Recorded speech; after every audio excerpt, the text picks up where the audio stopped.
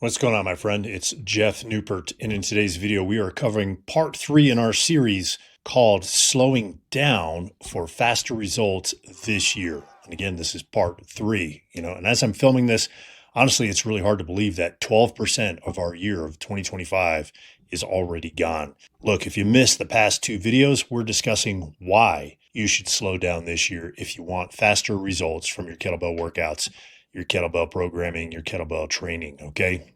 And we're discussing how to slow yourself down instead of being slowed down by injury. And the way to do that, or in my opinion, the best way to do that, well, it's identify the reasons you'll get injured or people tend to get injured in the first place and then overcome those reasons, okay? So today in part 3, which I said in our last video, is a very good reason why no matter how much you practice your technique, you can't seem to get your technique to work for you. In other words, no matter how much you try, you can't seem to stop rounding your lower back on your swings. You can't seem to press your arms straight over your head on your military presses, or maybe you can't even get your knees to stop hurting when you squat or your tail to stop tucking underneath you when you do goblet squats or double kettlebell front squats. Now, why is that? Well, that's what we're covering today. And reason number 3, and that is you have pre-existing yet maybe undetected issues and injuries. So in our last video, I mentioned ugly lifts, right? Using bad technique. Heil Hitler presses, where you're finishing your press over out front like this, like a Nazi salute.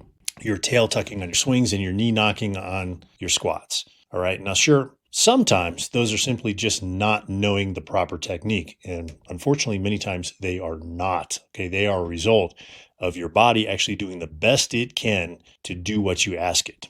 All right. In that particular moment. But I can tell you this, after a few decades of wrestling papers and riding a desk, your body has changed its shape, okay? And therefore, its ability to function the way it's designed to, and more importantly, the way you want it to in any particular exercise, okay? Now, these are called movement dysfunctions or movement compensations.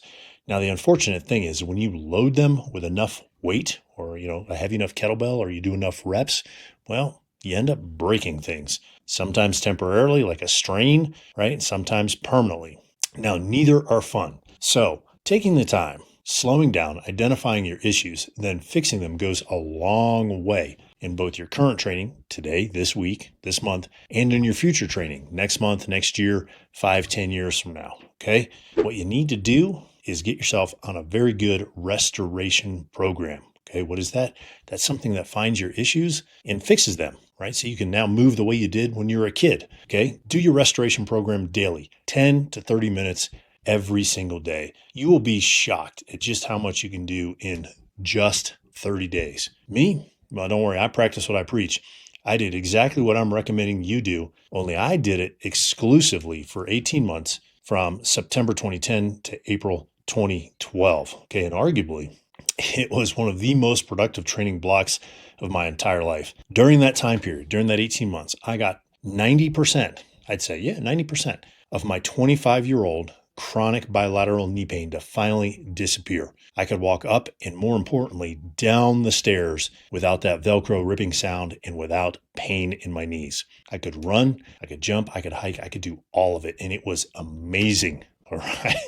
So if you've ever been in pain for a long period of time and you don't have pain, it's amazing. It feels like you're set free from some kind of prison because, well, you are. All right. So I'm convinced that if I hadn't taken care of that in my late 30s, now in my early 50s, life would be much, much different. Certainly very painful. Now, here's a question. How long will it take you to get your issues to go away? Well, I'm not going to tell you, right, that it's going to go away overnight. It may or may not. But honestly, it just depends on what those issues are and how long you've had them. One thing is for sure, time marches on and entropy occurs, okay? Your issues aren't going to go away by themselves, right? And they're not going to resolve themselves on their own, to say it a different way, okay?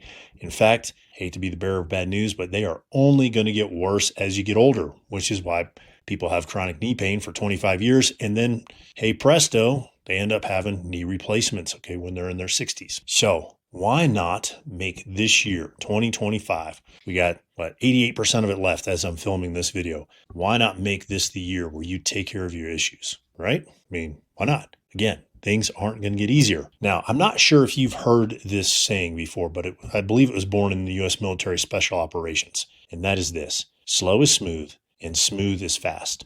So deliberately slowing down your training and identifying your gaps, your recovery, your technique and technical errors, and your issues, and then fixing these things, well, that's going to improve your training efficiency and therefore your results, both in the short run and in the long term, right? So half a decade, 2 decades from now, okay? Now, that's assuming, of course, that you're using a quality training program and not just throwing the proverbial spaghetti at the wall and seeing if it sticks, right?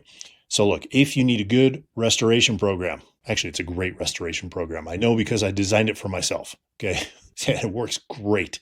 I'm doing some crazy things since 2012 based on this restoration program that I've been using for the last 5 years. If you're interested and you need one, I'll leave a link in the video description below this video. All right. Hopefully you found this video helpful. If you did, click the like button, click the subscribe button, or smash that subscribe button, I should say. Share it with a friend you know who needs to hear this, and leave me a comment in the comment section below. Until next time, my friend, stay strong.